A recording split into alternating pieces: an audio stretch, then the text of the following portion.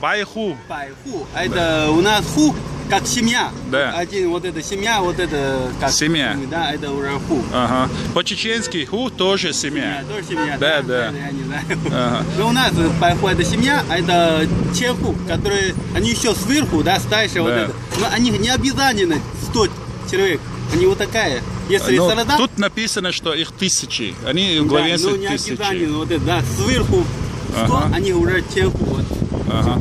Старше они. А вот в Ванху 10 тысяч написано. Да. Они еще кто? Старше, вот тот. Еще старше, да? Вот. Они Это вот самое главное. Банху, потом вот, байху, Да. чеху, вот так разделить. Ну, у нас дальше было. Сейчас нет. Ты вот с Китая приехал, да? Это с какого района, с какой области? Хэнглунг, да? Это ближе... Это на восток, вот тот. Да. Там Хабаровска, да. Вот, а, там, да? Ага, понятно.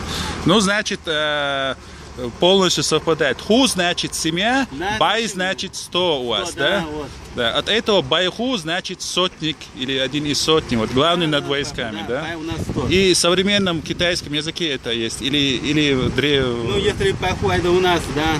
Назвали, и сейчас вот, есть, да? И сейчас, ну... Редко употребляют, да? Уже нету. А это раньше, типа, как солдат, они вот так.